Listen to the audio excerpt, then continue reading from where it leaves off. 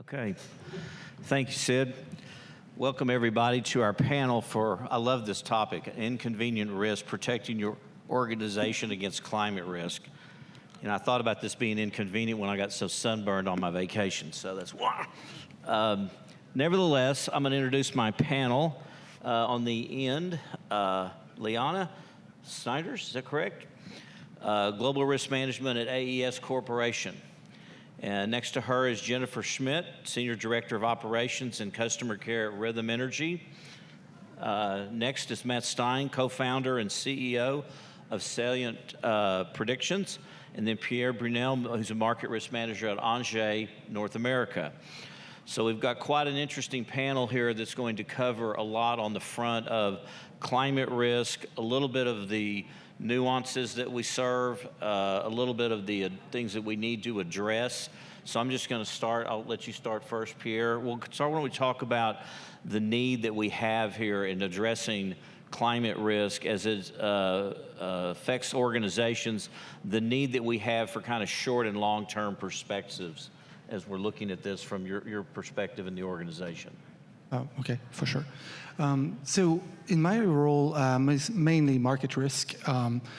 We bridge the quantitative risk side, bridge the traditional market risk with other questions like climate risk in this instance. And so with respect to short-term and long-term, there's definitely a bridge and a challenge between the two. The short term is a little bit more straightforward. The reason being is that the data is a little bit easier to model. And for instance, one of the projects I worked on over the years was to establish an earnings at risk model, effectively simulating the weather and the pool price for an energy retailer, and effectively coming up with a range of outcome for the earnings for the next 12 months. And so to provide advice as to whether or not they should hedge more and find optimal hedge for the wholesale desk. So that was a bit more straightforward.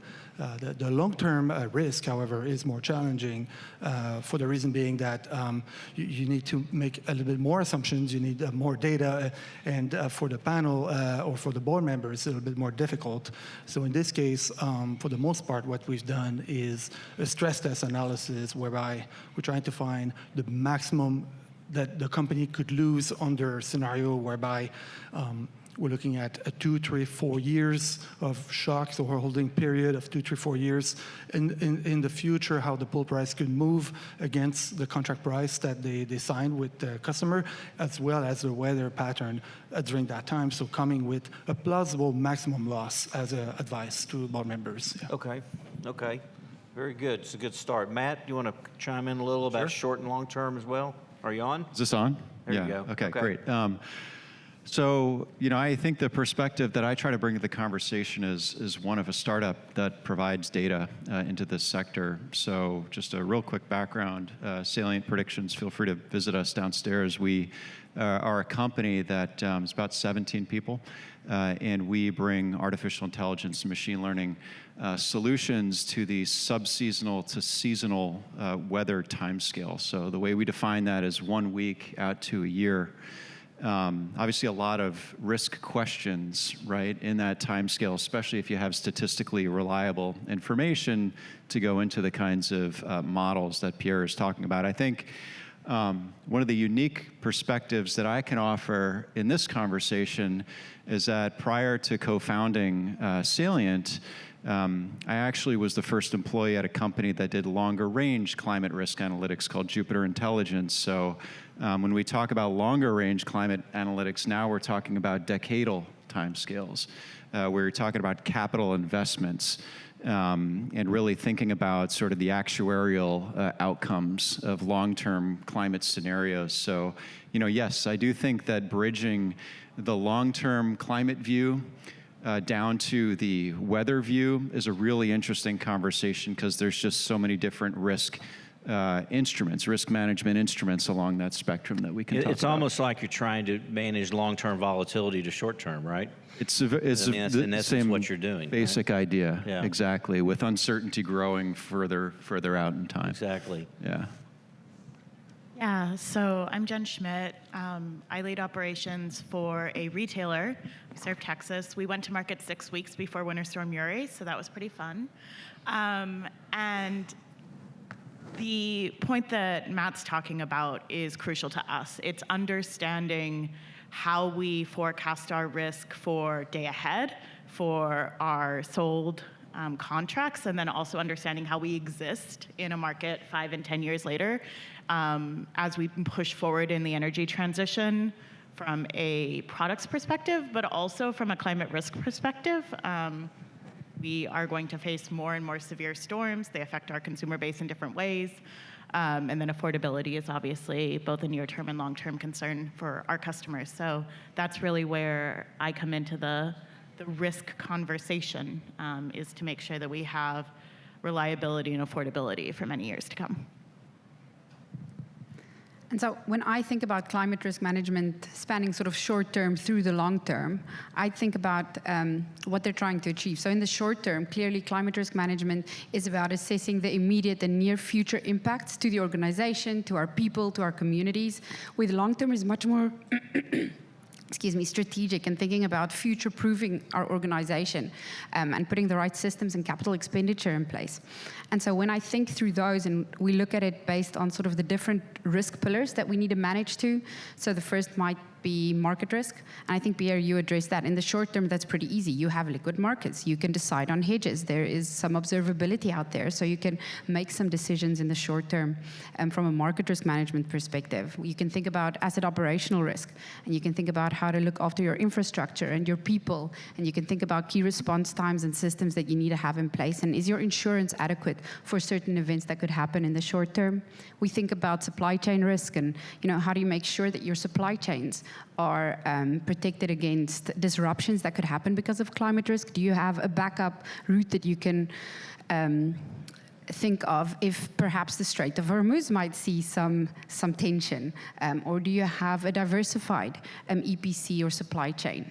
So we think through those things when we think of short term. And then we get to the long term. And as you say, Pierre, when we think about market risk, there's not hedging, there's not liquid data. You need good data. To your point, Matt, try and find good data to give you some insight into what could happen in the future with supply and demand so you can make informed risk decisions. From a market risk perspective, that might be more about scenario analysis or setting appetite, because you can't necessarily manage that right now. And from an asset operational risk perspective, if we think about that pillar, we need to be concerned about insurance, like the changing insurance landscape in the long term because of climate risk. Is that changing the pricing of some of our contracts? It's probably not, but it should. We should probably start thinking about that. We should think about de-risking our supply chains in the long term. So I think that's probably the bridge between the two. There's a lot of data needed for both. Thinking about that spectrum, you need to think about understanding the risks to your organization and then the impact so you can have responses for both of those. So what's happening right now?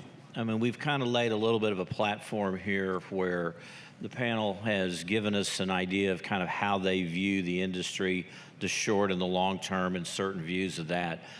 What's new, kind of where you are at this stage, where what is happening? Are we going to, as we're looking perhaps at some of the climate change as a whole, we've seen catastrophic circumstances of extreme weather events, wildfires, droughts. Where are we now, and what do you see in the industry, and what are you doing about it? What's different? What's on the? Can you share with us what's in the lab a little bit? Is maybe that's another way of saying it.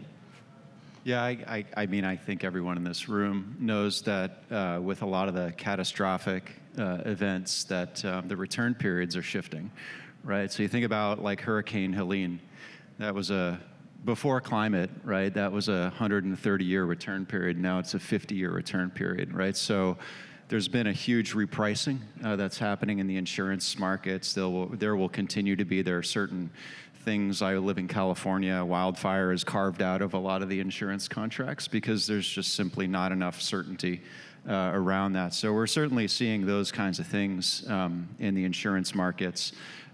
We're seeing insurance firms that are requiring, for coverage for their customers to build flood resilience, as an example, to get a better premium. So those types of things exist. I think on the shorter term, we're also seeing more, volatility on the weather side. What we tend to do with some of the operational companies that we work with, say a natural gas producer as an example, we implement with them what many of you will know as, simply a contingency plan, right? But thinking about it in terms of cost-loss framework, right? So if you're going to see this type of disruption to your operations, what's that worth to you?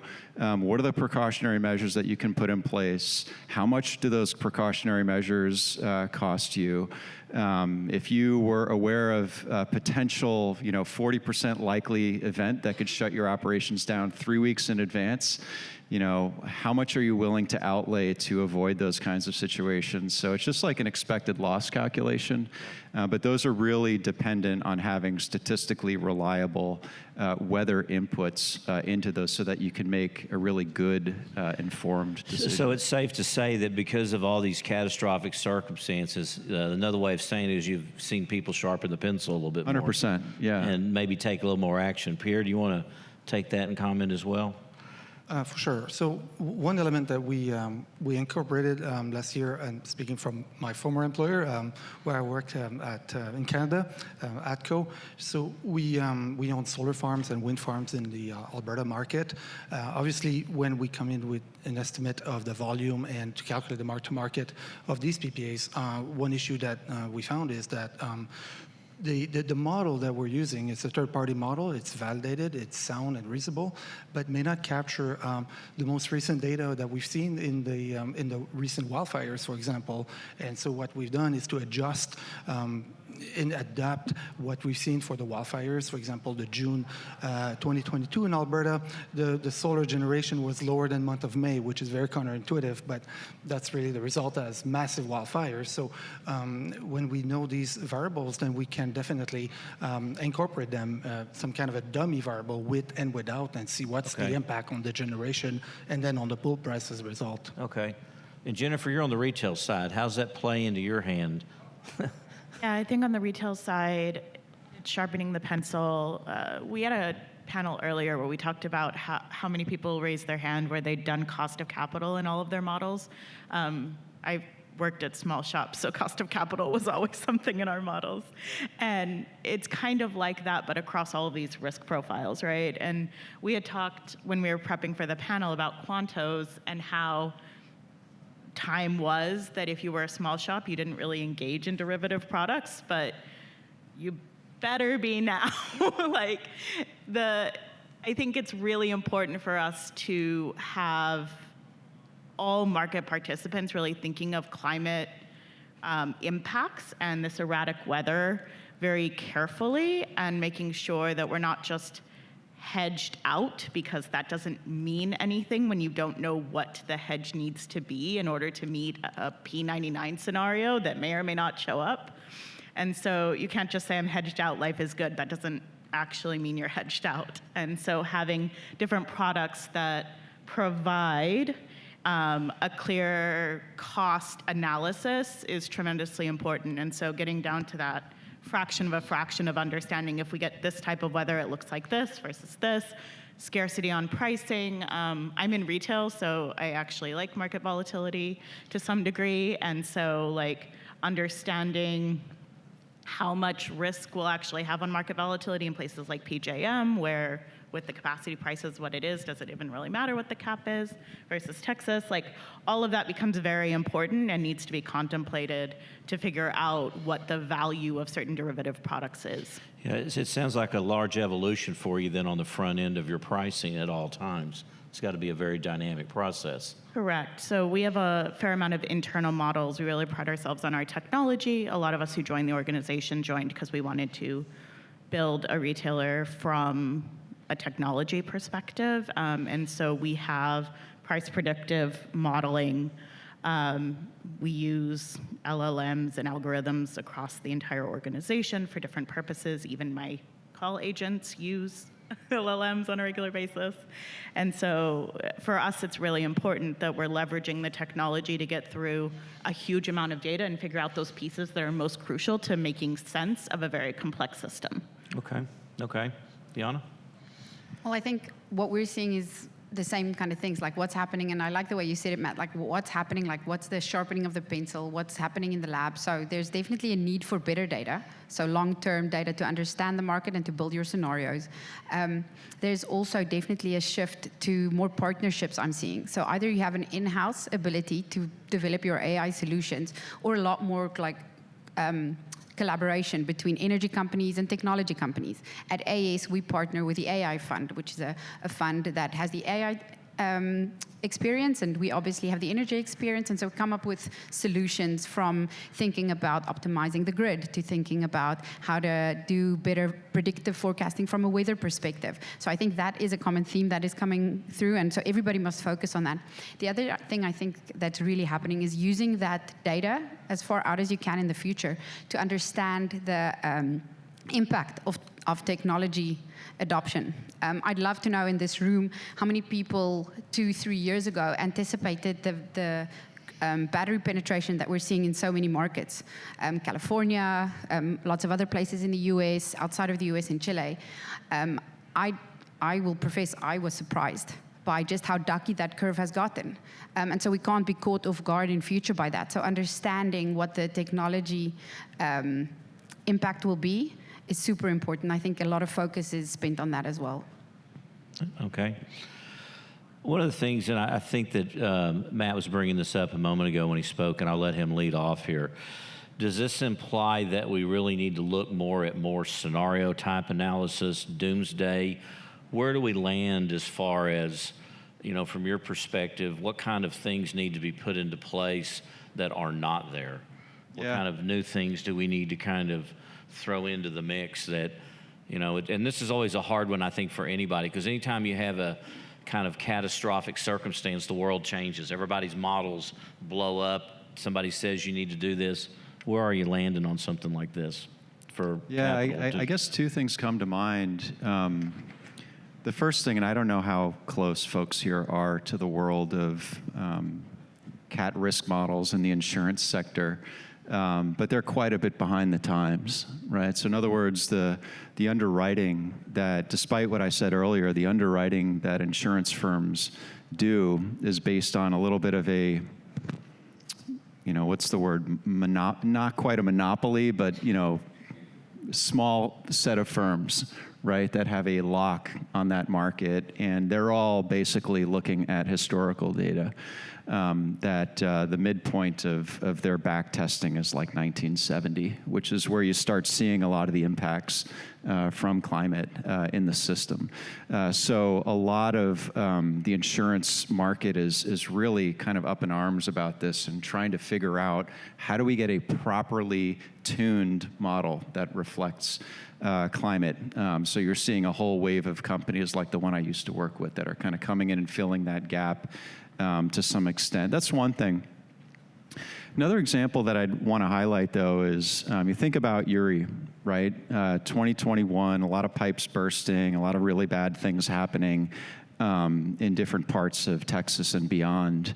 And there was a look back, 6 months, a year after that event, and there were a lot of sort of temperature thresholds that were better understood, right? Like a certain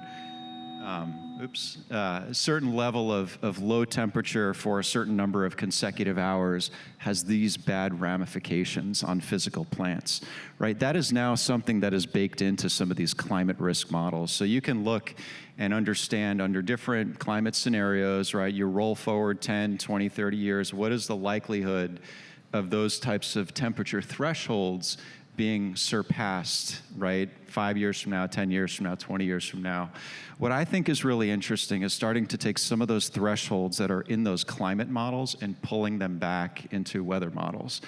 So now you start to make things actionable. In other words, when you're looking at those climate models and saying, the risk of, I don't know, I'm just making this up, but negative 10 degrees Fahrenheit, right, for 2 days in a row, right? Let's say that hypothetically that has a really bad ramification.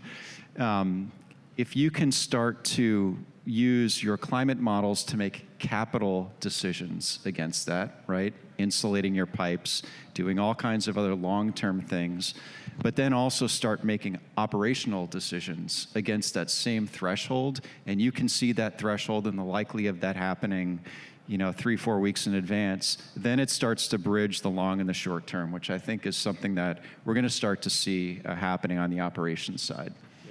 Yeah. Pierre, if you want to comment? Well, one comment I would add to what was said already is that we have a lot of weather data going back hourly for many, many years. So with that data set, there's an element in which we can definitely leverage all that weather data and stress the exposure. And what matters for us in most cases is the relationship between weather, the impact on weather with respect to consumption, and the pool price. So to come in with an earnings distribution, so a realistic earnings distribution, and coming in with stress event and such that we can really explain in which case we would lose 10, 20, 50 millions, what the expected probability, what kind of weather patterns we could see, and the correlation between a change in weather and the change in pool price with respect to our position. Okay. Ladies, what's new and improved changes you're going to make? Well, I think what Pierre is talking about makes sense. You have your normal, whether you're an organization that cares about mark-to-market or your organization that cares about realized, so you're worried about things like cash flow at risk or taking it through the term and the settlement. Sort of the same thing, and making sure that those models, you could think about those and think about the tails and the shortfall and that kind of thing, but that's really built for what has happened and taking cues from, so I think that's a super useful tool, but the scenario analysis piece is, I think, what you must supplement with to get that view of the future. And then I think you mentioned sort of the doomsday scenarios. I have found a need to stay away from anything like that because I lose my audience. In the previous session, we spoke about how to talk to your committees. So it must be that plausible, but just enough to make you convinced as a leader that it could happen, but not doomsday enough. So having those scenarios, and the simplest way to do that from a climate risk perspective is to use some of the published, like IEA, the Intergovernmental Panel for IPCC scenarios or UNDP scenarios, and sort of map those out and say, well, if we were to achieve this climate goal, what would that mean? If we weren't to achieve this climate goal and we were 2 degrees off, what would that mean? And then have a response based on those impacts to your organization. So I think it's a need to have sort of this multifaceted approach to it so that you can talk in scenario terms to leadership who has to use that to make decisions. Well, and I think I would add that using that context for capital investment is really important, to Matt's point. And then additionally, it becomes really important to bridge the gap on the doomsday scenarios in terms of making incremental progress to those potentialities, because we know from a climate change perspective that we're going to get more and more erratic weather over time. And we know we keep pushing out the timelines on what carbon impacts are going to be. And so realistically, even if we're calling something a P99 event today, what constitutes a P99 event becomes more frequent as we go forward in time. And so in some ways, I think there is a way you can bridge the gap with talking to leadership, in that we can talk about the doomsday scenarios as an increasing risk over time, and an investment in future organization. And so we had an executive from Chevron give us a very thoughtful conversation earlier today, and I was thinking about how he spoke about longevity of the firm pretty often. And so in organizations where you're really thinking about, like, how do I exist in 10, 20 years, climate in my mind has to be a part of that conversation, because what the firm looks like is fundamentally different in 10 or 20 years. And so I think that's also a way to sort of have a conversation that can get immediate investments, but it's in a conversation about future-proofing the organization that then translates into immediate action. I agree with what you said, Liana, because I think that educating upwards in the organization about how weather risk goes to the committees and making sure that they understand it kind of leads us into kind of our final area of discussion where for the panel, we want to kind of share with some views about capital allocation and long-range weather forecasting because, you know, for most companies, I think we all know everybody's got a strategic plan, and that is obviously revolving or evolving. And someone that's looking up to say we're on plan, or we've got a 3+9 is 6+6 and so forth, they're looking at it in terms of relative earnings or capital investments that need to be made in the company. But when we start throwing weather in on top of that, everybody's got to kind of bridge their knowledge base with which to handle it. I think that that's a good way for us to lead into our final here about the importance of advanced long range. Why don't you give us kind of your take on that one about, you know, the pros and cons and why do you need to be doing some of this kind of stuff for long range forecasting? Then we'll just kind of work it down the panel. Well, long-term forecasting is definitely important when you have assets that are for 10, 15, 20 years. In some areas, for example, those solar and wind farms are long-term assets. You do have PPAs. How do you value those PPAs? Well, there's no market that would derive an hourly price for the next 20 years that is readily available.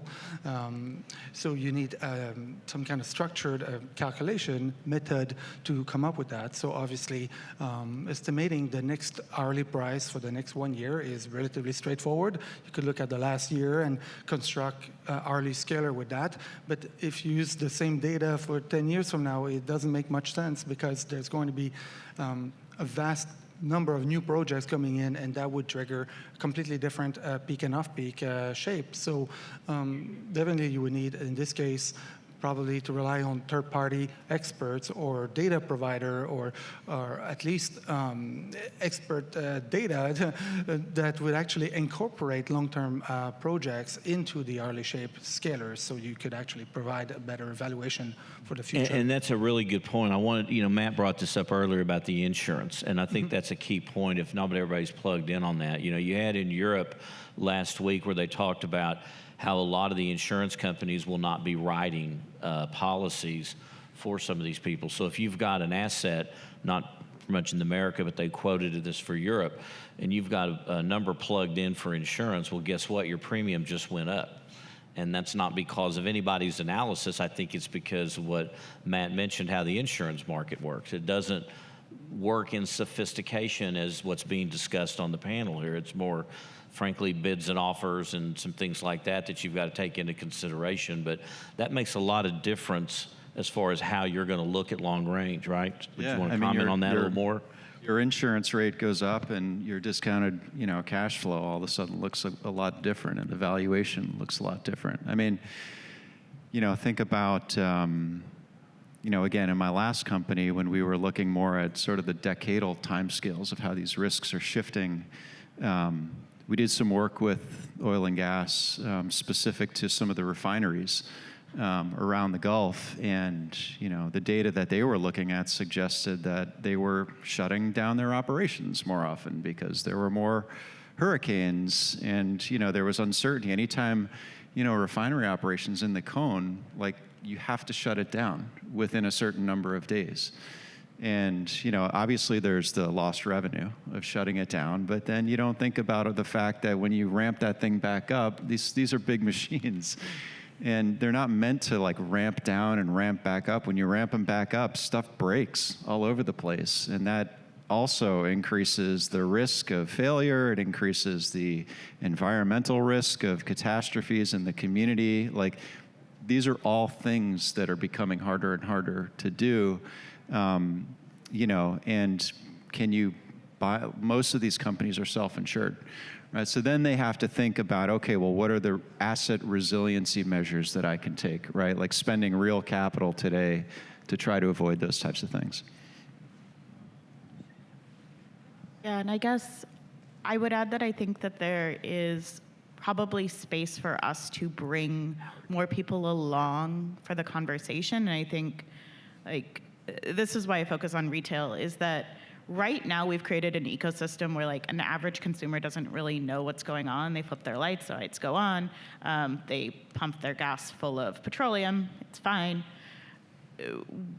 From a future proofing for climate, I think we need to have a better conversation with constituencies on where they can engage in this conversation. So we have time of use products to help identify when those periods of risk exist. I think as we start to electrify, those time of use products become even more important from an electric vehicle perspective, but even from a supply chain disruption, right? Like, how many people have been talking about the Suez Canal that hadn't really thought about it recently, because those supply chains are affected. And I think that if we start to have a more global conversation about climate impacts, then when lifestyles change to respond to climate impacts, or when someone gets an insurance outcome that's problematic, there's already some sort of conversation happening around what to do in this case. And I think the unfortunate part would be if we continue down this path talking as industry folk without really bringing along the population of our customers to understand that like there are actions that we can take collectively, and more importantly, there are impacts from climate that are going to affect us collectively no matter what amount of risk mitigation we do. And if we can have that conversation earlier, then the impacts, I think, will be felt less because they'll be expected as opposed to surprising. And so that would be my other suggestion, is that like all the planning in the world isn't going to eliminate the impacts of climate change. We have to start talking about what those impacts are with the people who are impacted. Well, I don't think I can follow that. That feels like a really nice sort of tying it all together, Jen. But I agree with everything you've said. And we touched on sort of insurance is what you need to think about long term. We do need to think. But I liked also what you said earlier about the person at Chevron saying longevity of the organization. So that's ultimately what it's about, right? I call it future-proofing your organization. So you need to know about this stuff so you know if you're a renewables developer, where are you going to build your renewable projects, right? Wildfire zones? Where insurance is really going to be really expensive, or how does that change the landscape? And then, of course, the impact on CapEx, cost of land, O&M, that kind of thing. And then lastly, the pace of technology adaptation and making sure you're ahead of that and you don't try and catch up. Because the trends that you're going to see in the future, somebody's going to develop today. Okay, questions? Yes, sir.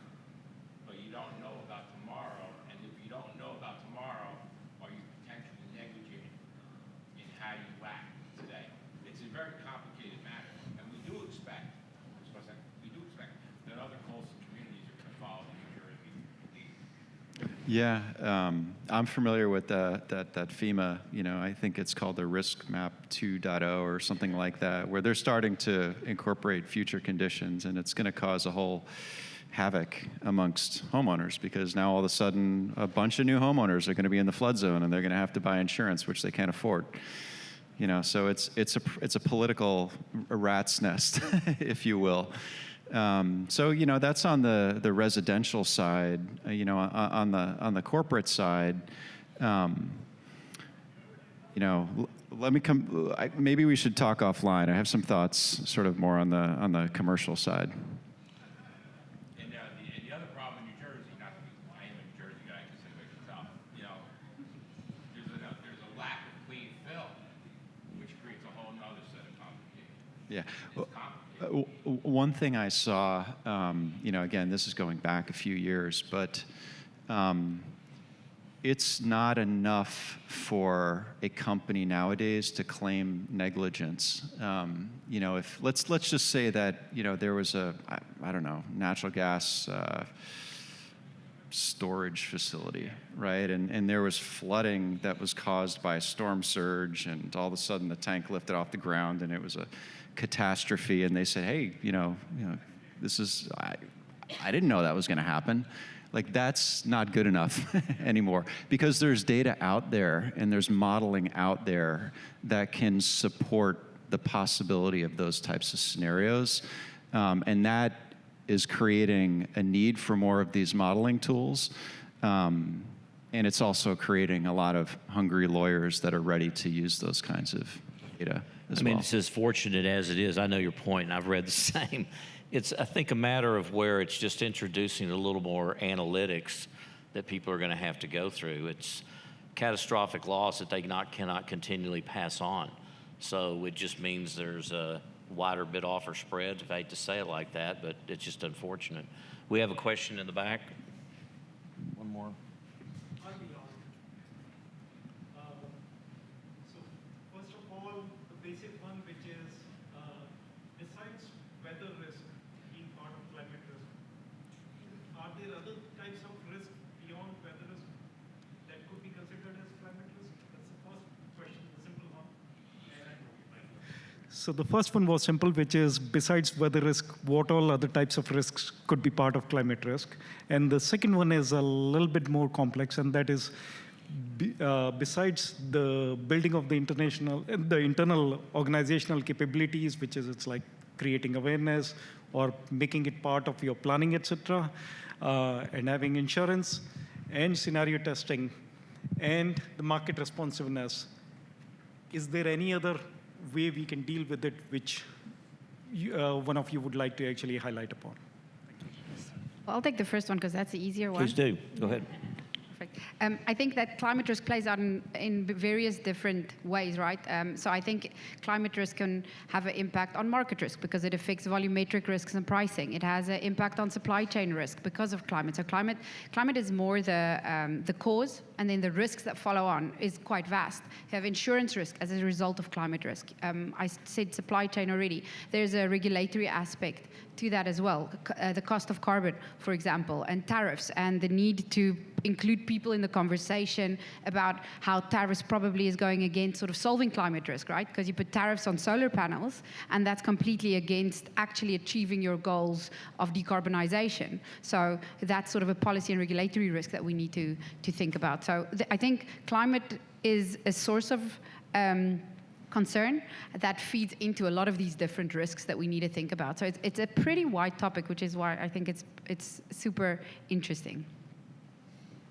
You want to comment? Anybody? Go ahead. I would just add to this that obviously it's part of ERM function. It's a critical part of it. But one element that we need to incorporate is model risk into this conversation, because there's a lot of assumptions, there's a lot of models being built or used for analysis purposes, and having the right model risk management framework allow you to validate, replicate, benchmark the model, and challenge the assumptions, and what was right as a model a year ago may not be accurate today. So if we use an ARIMA model or a SARIMA model that forecasts weather patterns, well, the inputs to this model may have changed from last year to this year. So the need of model risk and revaluation of the risk in the models constantly, every 6 months, is actually quite critical. Otherwise, we'll use a stale model and we'll take potentially wrong decision, and it's going to be too late after that. Comment, man? I totally agree with Pierre. I mean, the banking industry, whether or not we all agree, like they have the best practices around model risk management, and it was strengthened only after, 2008, 9. But importing a lot of that rigor that's pushed on the banking industry by the regulators into these big asset-intensive industries is happening. So. And I would offer this comment much to the gentleman here from New Jersey. I think you make a very good point, because years back, before everybody started talking about climate change and the like, and started getting on the stage, not everybody in the industry is all aligned with the metrics or the requirements or the use of methodologies to model something. I think that's a fairly straightforward way to look at the industry. And as much as governments say that they have their methodologies there, I don't think they're anywhere near where the industry is, because I would argue that the industry, the people on the stage here that have actual skin in the game, have done a very good job of looking at their modeling, their use of how weather and climate, because they're the ones that are, at least in this energy conference, responsible for the asset base that is pushing out energy. I don't know that I can help you very much in commenting on the other, but I think at the end of the day, that's one of the problems I find, is that as much as we're calling it an inconvenience risk, it's also people are inconveniencing themselves because they have yet to gravitate to better techniques in the market that others are using, and that's always going to be the problem. And I think it's just going to, you certainly have an election, and I can get into other things here, but I think you know where I'm going with it. It's some people believe it and others don't. And until it hits you in the face and you got to pay for it, then it makes a difference to you. Sid, we done? Is that it? Any more questions? Any more questions? Thank you very much. I want to thank the panel. Thank you very much.